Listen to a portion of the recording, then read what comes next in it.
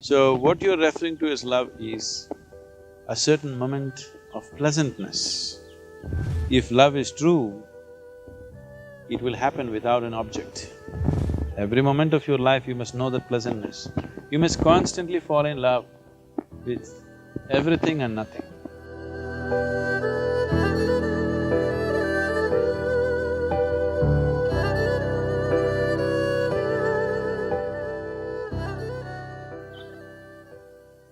It all depends what is your idea of love, first of all.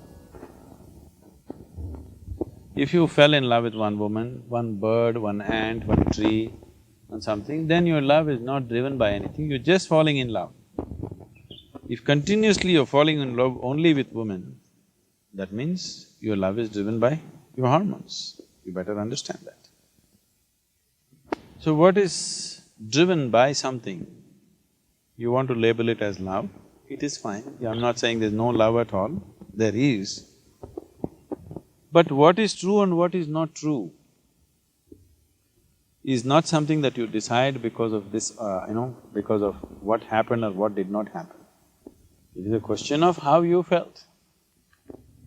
Whether it ended up in marriage, then you realize it was not love, or it did not end that way and you thought it was true love which was never realized. It's up to you how you want to handle it.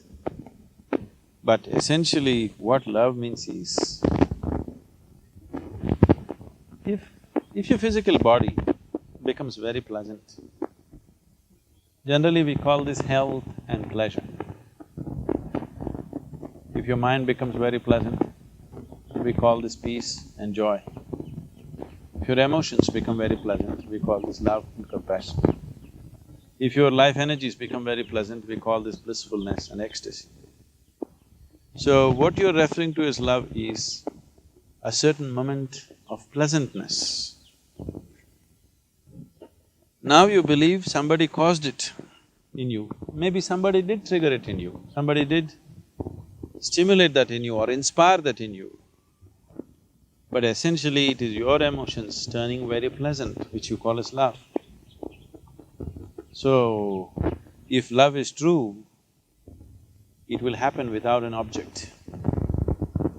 If it's really genuine, true love, what it means is, you have made your emotions very pleasant.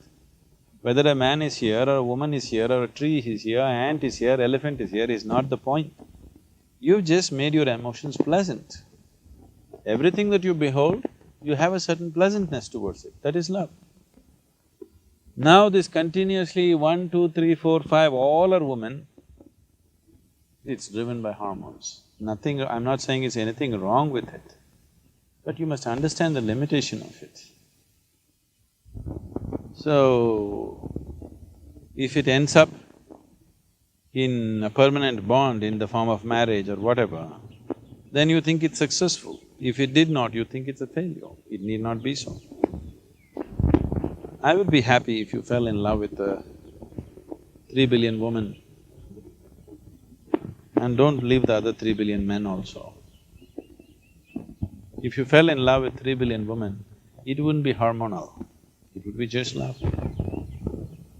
I'm in love with all the women in the world, and the men also, the ants also, and the very soil that I walk upon, and the very tree under which we are sitting right now. Whatever you behold, you have pleasant emotion towards that, is love. And love is not about somebody, it's about you being pleasant, truly pleasant. And is this right, wrong, this, that is not the thing. It is an intelligent way to exist. There is sufficient unpleasantness in the world. However carefully you walk, you will step into something or the other. When this is so, you don't have to manufacture your own unpleasantness within you. Only 3 times in your life if you loved, I think you're a misfortune, because the rest of the time, you have not known that pleasantness within you. Every moment of your life, you must know that pleasantness. You must constantly fall in love with everything and nothing. Women also included, what's the problem with them? Because you cannot tie a bond with 3 billion women, you choose one. One is convenient. If you marry five, then you will find it's very inconvenient. Yes? One is convenient, and above all, the reason why you tie a bond with somebody is, at least with one person in your whole life, you want somebody with whom there's no holds barred. If you approach a new person, always there is a little bit of, there's a little bit of war and games happening. War games are happening with a new person. With one person you want to relax, where you don't have to play games. At least with one person, you want to be in total relaxation. That's the idea. Why you want at least one person in that is, still you have not reached a point where you are simply relaxed by yourself, with life itself. Because you are unable to relax with the whole manifestation of life around you, the million manifestations of life around you totally, at least with one person you want to find that. That's the idea of finding a bond or building a bond with that. So people who look beyond that are people, they don't value relaxing with one person because now they're able to relax with just about anything. They are totally at ease with everything in existence.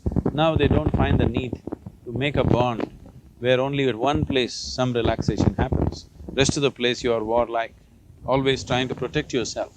One place where you can keep your defense mechanism down, because only when you keep your defense mechanism down, something beautiful can happen within you, and the need to protect yourself is gone. So the idea of forming a unit of family and the larger identities of community, nation and whatever else is simply to find a space where you can keep your defense mechanism down and just be in a certain sense of ease. Because only in that ease, the other possibility will find expression, otherwise you will be just like an animal, constantly trying to survive, preserve yourself. So, love is seen as a possibility to go beyond that instinct of self-preservation, where you're not trying to preserve yourself, you're trying to offer yourself to something or somebody. For that you don't need a person, you can just do it simply with life.